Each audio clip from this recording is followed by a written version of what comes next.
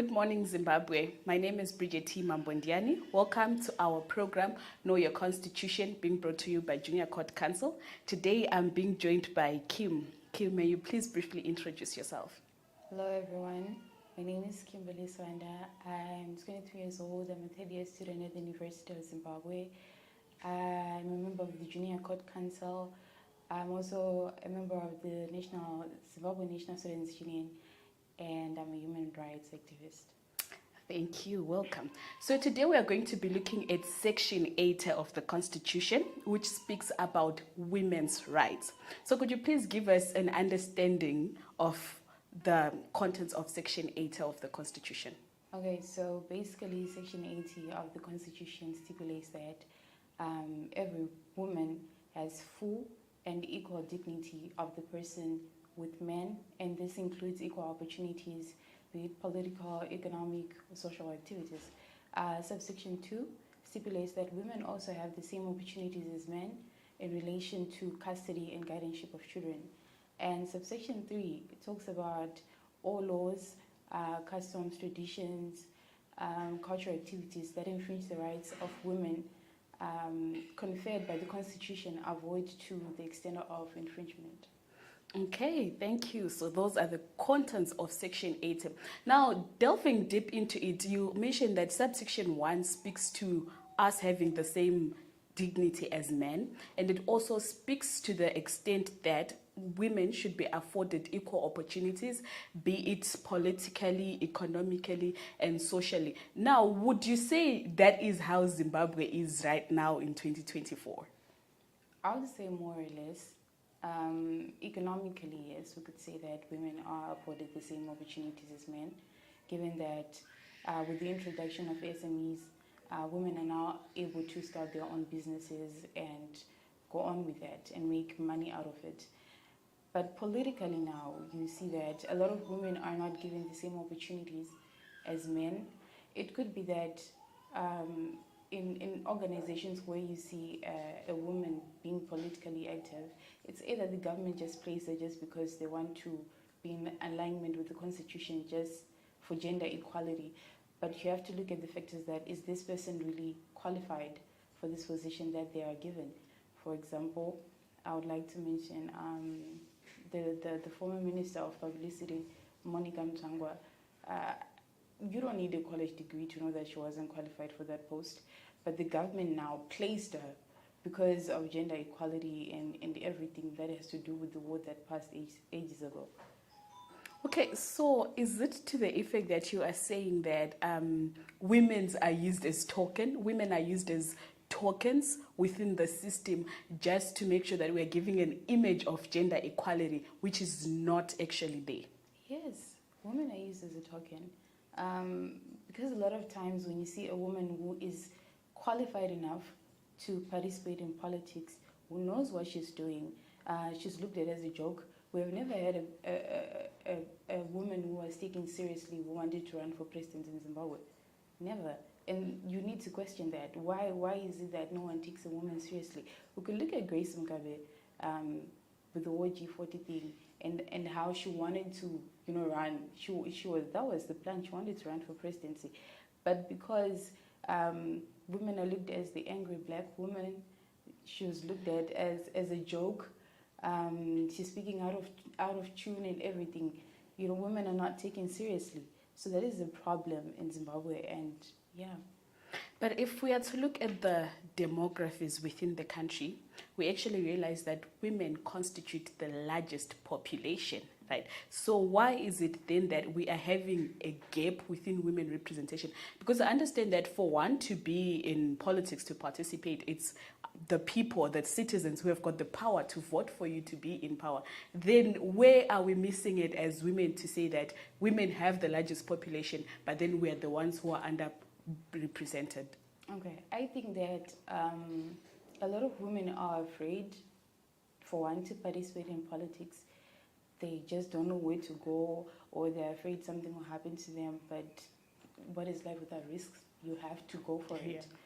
And I think that also that Zimbabwe is a patriarchal country, male-dominated, dictated by our detectors, and I don't think that we are given enough room to participate in politics. Or if you're a young woman with a bright future, you have a bright mind, you're looked at as a threat to the ruling party instead of them welcoming you and giving you room to actually proceed with what you want to do in politics. Okay, interesting. So there you've actually highlighted the issues of fear, the issues of intimidation, and also you were hinting on people not actually having the information, the awareness on the steps to take. So building on that, what can women do, or what can every person in Zimbabwe, since the section talks about equity and equality, what can we actually do to make sure that there is that equal representation that is stipulated by the Constitution, not only economically or socially, but in every aspect? Number one is to acquaint yourself with the Constitution. Know your Constitution, because it doesn't make sense for you to participate in something that you don't know. What are you challenging? What do you think you can change? So by knowing your Constitution first and knowing that this is an infringement of my rights, if I'm doing this, would create for you a broader base for you to work with, because you understand that without you knowing what really happens in the Zimbabwean Constitution, without you knowing what are the policies and the rules, without you knowing when you are being undermined, you don't really know anything in politics. So you have to know that first and then take the next step. Okay, interesting. There you have that. You should know the cause that you are fighting for, Yes. if you're going to fight for something. Now, moving on, the Constitution also highlights the issues to do with child maintenance. And I would want to ask you, why is it that it specifically speaks to that when it comes to know the provisions under women's rights? I think we all know that women ought to be great mothers, right? Since subsection 2 talks about how women also have the same rights as men in terms of custody and maintenance, right? But it also stipulates that that is if the parliament laws allow that for you to. So the parliament will look at if you are capable enough as a woman to have custody or not. Yeah. Okay, interesting. So I understand that when it comes to custody issues and maintenance issues, diverting a bit from the law, culturally, isn't it that the mothers are seen as the best caregivers to their children? But then the point I'm trying to build on is, why do we have that specific provision under the women's rights? Is this to say that there is maybe perhaps a gap when it comes to the relationships, or when it comes to the powers that women are afforded when it comes to custodial issues and maintenance issues? Mm-hmm. A lot of times, women are deprived of their rights in terms of custody and maintenance, given that the court will obviously look at, are you able to afford it? Are you able to sustain the life of a child, right? But at the same time, since it stipulates that a lot of women have the equal rights as men, it has to look at the fact that, can this woman really take care of this child? We could say that culturally, women are supposed to be taking care of the child. But then looking at the economic situation now, you look at that there's some women that are incapable of taking care of their children. Some women are drug addicts, substance abuse addicts. So it's a problem now if we just say that culturally women are supposed to take care of children, but then they are incompetent, they are inadequate, they are not capable of taking care of their children. Okay. Now that we've also talked about culture, we move on to subsection 3, which talks about, the cultures or customs that may also have their own stipulates. And the provision provides the extent that every law that is to be made in the country has to be consistent with the provisions of the Constitution. Now, looking at especially the culture and the religion sectors within the country, what would be your comments in relation to subsection 3 of the section? I would say that religiously, there are churches that are still making rules and laws that are parallel to what the Constitution says. So it's now a problem that it's illegal. For example, child marriages is legal, but you see that there are churches that still allow that and that still partake in that. It's a problem now. So the question is, what is the government now doing in order to maintain the law that they have implemented? What is the government doing in order to reduce child marriages? So I think it's another area where the government is incompetent, because we still see that a lot of this is going on in a lot of churches. You know the churches I'm talking about. In a lot of those churches. Yeah. So it's a problem. But then, is it solely the responsibility of the government to ensure that these laws are enforced? Because after all, it is us, the citizens, who are in the communities. Mm-hmm. It is our constitution. We are the people. We are the one who put these laws in place. We are the ones who have got women who are being abused, young children who are being married off before the age of 18. So is it the government really? Is it the government's problem? Okay, partially, yes, it's the government. But also another part is the citizens, because it goes back to you knowing your constitution.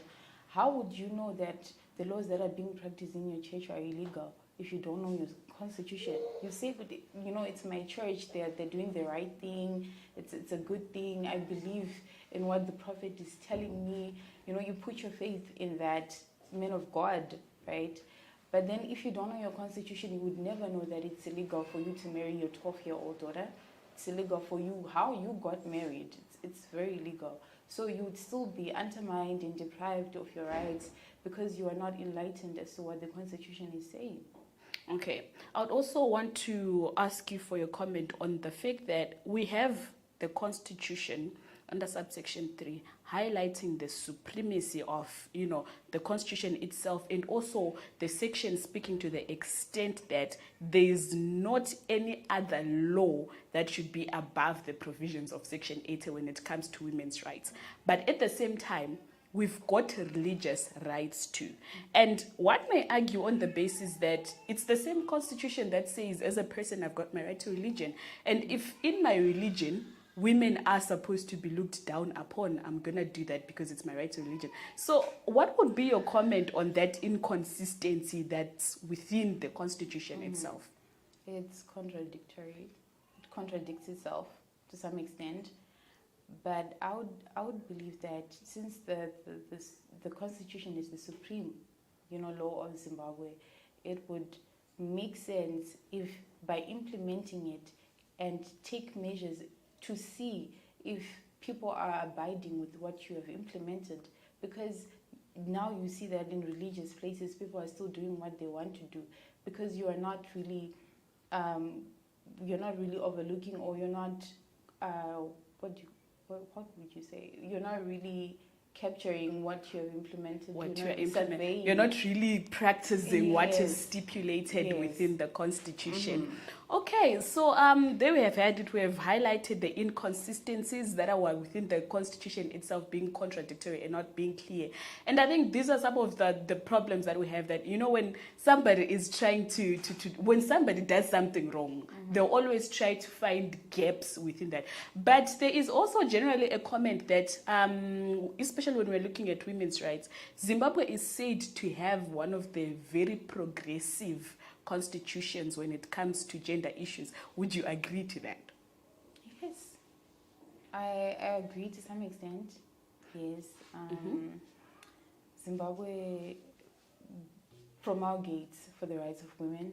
We have seen Anamusha Mukadzi, we've seen a lot of these organizations that have emerged supporting the girl child, supporting females, and also the backing up of the section 56 of the Constitution, which talks about equality and non-discrimination.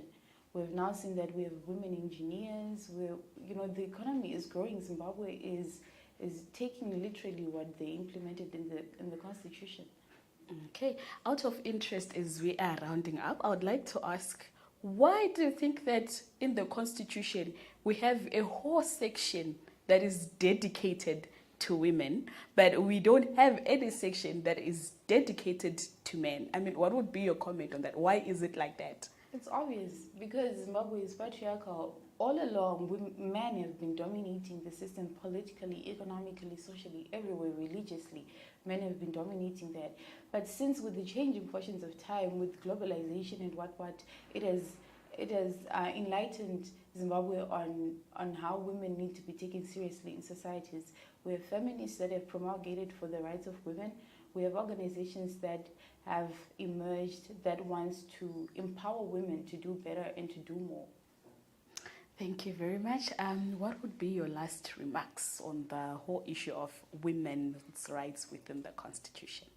My last remarks would be that since there is lack of participation of women in politics, and economically, yes, socially, just a little bit, for you to actually participate in politics, you need to know where you're going. You need to know the goals. You need to know your constitution first. Know what you are facing. Know what you are challenging, so that you have a broader base. You take the next step in changing the society which you are within. Yeah.